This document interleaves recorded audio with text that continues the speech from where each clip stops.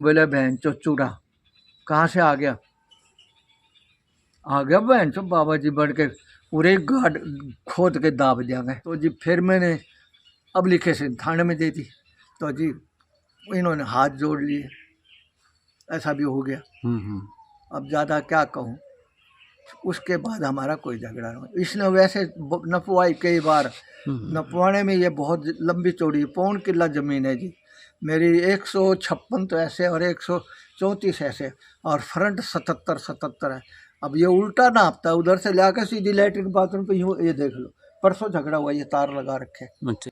कल कोई सिफारिशी उसका और आया था। वही बाबा ये ज़मीन उसके फलाना, फिर उसने गाली भी दी।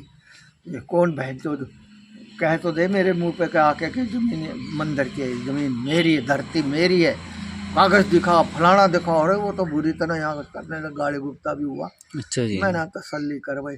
अब मैं एक बार तो मेरे मुंह से निकलने लगी थी कि हकीकत बता दूँ इसे कि भाई मेरे कागज़ गए खट्टर के पास और मोदी के पास। अगर मैंने कहा अभी बहुत टाइम है, ठीक। मैंने मजदूर बुलाया 21 तारीख को जी। मेरा पैसा भी गया और वो मजदूर को भी मारने को हो गया, खूब गाली गुप्ता हुई। अच्छा। और मजदूर भगा दिए। फिर ये मसाला लगाया, देखो आपके सामने। हाँ बिल्कुल बिल्कुल। परसों जी। ये दिक्कत और ताज़ा घटना में आपके साथ में क्या समस्या है और पुलिसकर्मी आपके बारे में क्या कह रहे हैं कि आप शिकायत लेके गए तो वो क्या कहते हैं?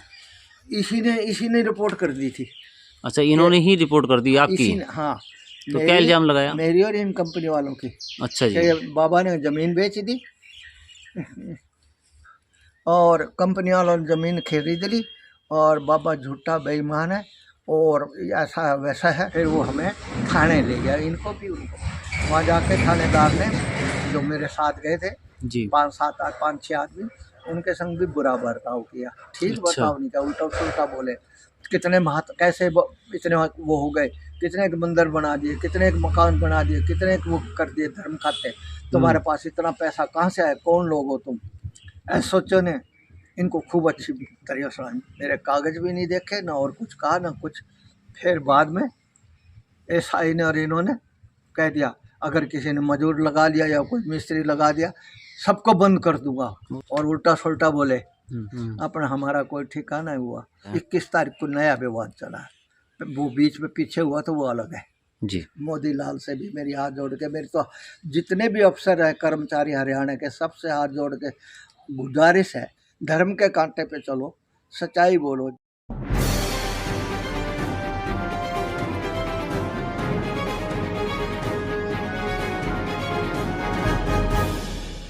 मेरा नाम है बाबा रमेश नाथ। मैं रोहतक से आता था जी।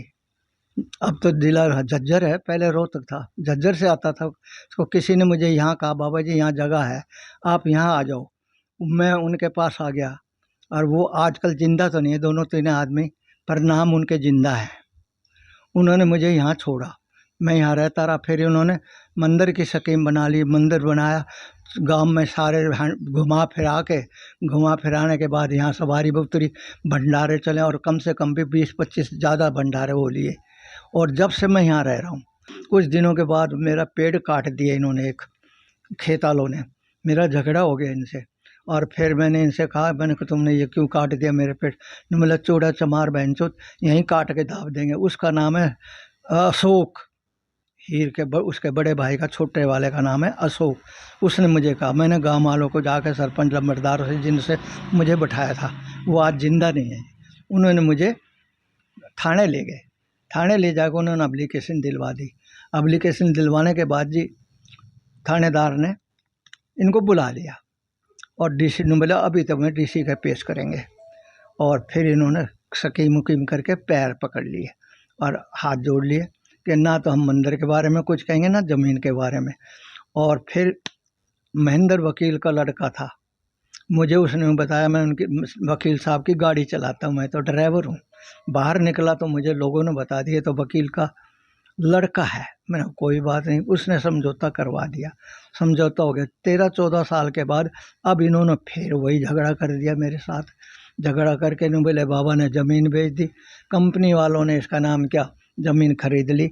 इन्होंने तो मेरी मदद करी, भगवान शासकृत है, इन्हों के कोई काम हो गया होगा, अच्छा ये मेरी मरम्मत टूट फूट करवा रहे थे, इन्होंने चानचक काम बंद करवा दिया। ये ज़मीन बहुत पुरानी, बहुत जितने भी पेड़ है सब मेरे हाथ के लगे हुए हैं, किसी का नहीं है। किसी से भी पूछ ले, पूरी नगरी जाने थी। अब इन्होंने चारों तरफ से वाटर सप्लाई है वो भी बंद कर दी इन्होंने, और रास्ता भी बंद कर दिया। लैट्रिन बाथरूम मेरा आप देख लो, टूटा फूटा पड़ा, लैट्रिन होने तक का जगह नहीं है मेरी। बड़े परेशान हो रहा हूँ रात और दिन। मेरी 93 साल तक की मेरी उम्र, इससे कम नहीं है, ज़्यादा है। बार बार आपको परेशान कर रहे हैं, इनका क्या नाम है? एक का नाम कौन कौन लोग हैं? तो सबसे बड़े का नाम तो अशोक है, फिर नरेश, सुरेश और अशोक, 4 भाई हैं ये। इनके पिताजी वगैरह का नाम भी वो तो अंतकाल हो गया, नाम तो है। हाँ। उनको नाम है राम कुंवर। तो ये कहाँ रहते हैं ये लोग? हाँ, वो पहले यहाँ रहते थे, अब तो दूर रहते। चांद नगर ढाणी के पास उन्होंने एक स्कूल बनाया, वहाँ उन्होंने ज़मीन लेके रह रहे हैं। ये बोलते ज़मीन हमारी है, कब्जा कर लिया जी उन्होंने। अच्छा, आपकी जमीन पे कब्जा कर लिया है या कब्जा करने की कोशिश कर लिया जी, देख लो आप, तारबंदी हो रही, चारों तरफ तार लग रहा है।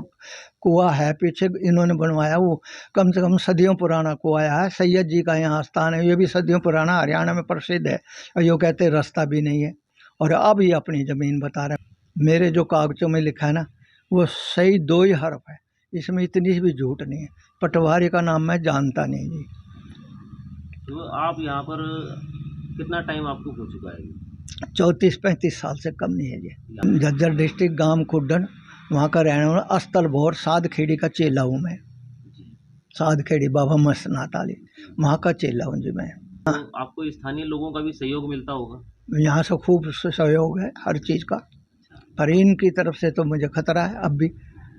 तो क्या उन्होंने धमकी वगैरह दिया? धमकी उमकी दिए, पहले भी मैंने आपसे बता दिया और फिर बता रहा, अब भी मुझे इनसे खतरा, कभी भी मार के जा सकते हैं। और निकलना बाहरना बंद है, बता चारों तरफ से तार है, मैं क्या कर सकता हूँ। लैट्रिन बाथरूम देख लो आप, आपके सामने है।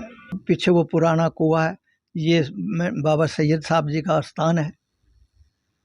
तो पूरी हर मूर्ति यहाँ पे है, और मैं 34-35 साल से इनकी सेवा कर रहा हूँ, और अब भी मैं सेवा में ही लग रहा हूँ। आपके सामने हूँ जो कुछ हूँ, इसमें रत्ती भी झूठ नहीं है। इन्होंने रिपोर्ट करी थी थाने में, और थाने में कहे बाबा ने ज़मीन बेच दी, इन्होंने ज़मीन खरीदी। थानेदार ने मेरे से सिर्फ राम राम तो करी, कोई मेरे से कागज ना देखे, ना कोई बात करी, उल्टा सीधा बोलते रहे। जो मेरे साथ 3-4 आदमी से, उनको भी अच्छा बुरा कहा उन्होंने। थानेदार ने आपकी उम्र का लिहाज भी नहीं करा आपके साथ? किसी चीज़ का भी बैठने तक की बात भी नहीं करी उन्होंने। अच्छा, कोई सहयोग नहीं दिया उन्होंने मुझे। पुलिसकर्मी का नाम तो नहीं पता होगा शायद आपको? एसएचओ का नाम भी नहीं जानता मैं तो ना तो एसएचओ को जानूँ ना थाने को जानूँ। मैं तो सदियों पुराने यही ले गए थे। एसएचओ भी थे कि सिपाही था कोई, या पता नहीं कौन था? ये कंफर्म है आपको एसएचओ साहब थे? एसएचओ साहब थे। अच्छा अच्छा, पक्का नाम नहीं जानता मैं उनका, और कम से कम 2 महीने की बात हो गई है। अच्छा, तो उन्होंने क्या, किस प्रकार से धमकाया आपको? कि इसका नाम क्या, कोई मजदूर लगाओगे उन्हें बंद कर देंगे, और कोई काम करवाएगा उन्हें बंद कर देंगे, किसी को छोड़ेंगे नहीं बस। और हमने बहुत देखे, इनसे बोले सामने वालों कंपनी वालों से, कितने धर्म रखते हो, कितने पैसे वाले हो, कितने वो हो तुम। 2-4 मंदिर और कहीं बनवा दिए, 2-4 मंदिर फरकन मंदिर बनवा दे, एक हमारे थाने में बनवा दे।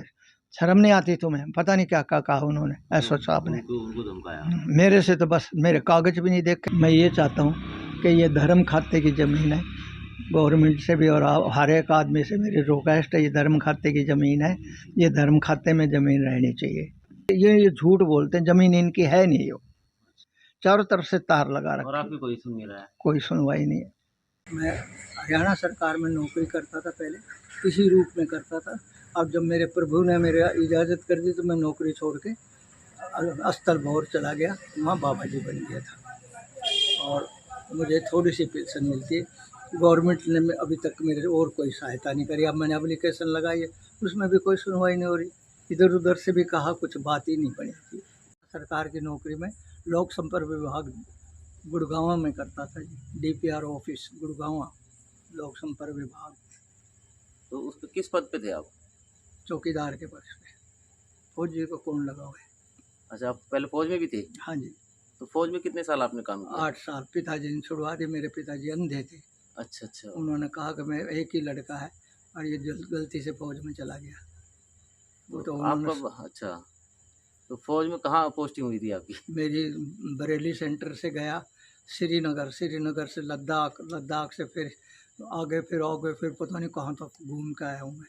और फिर वहाँ मेरा सोल्जर बोर्ड से कागज़ चला गया बटालियन को, मेरी बरेली, बरेली से उन्होंने डीसी को वहाँ सरकार को भेज दिया, आर्मी हेडक्वार्टर ने वहाँ भेज दिया फौज में, मेरी कंपनी में। उन्होंने मुझे बोला आपके घर से आप पिताजी अंधे हैं?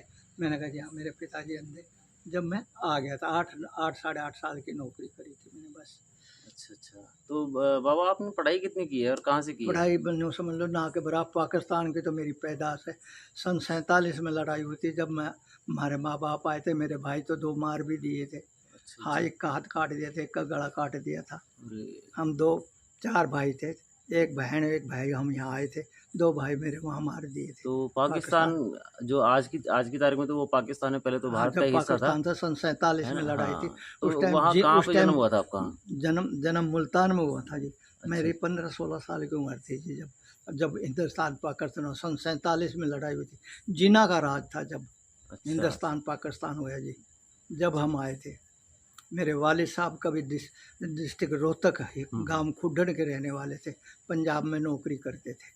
अच्छा। पाकिस्तान में मुल्तान छावनी में। जो यहाँ पे जमीन पे कब्जा करना चाहते हैं, उन्होंने भी आपको जाति सूचक इसीलिए गाली दी? जान से मार देंगे, और भी गालियाँ भी चूड़ा चमार आया, जान से मार देंगे।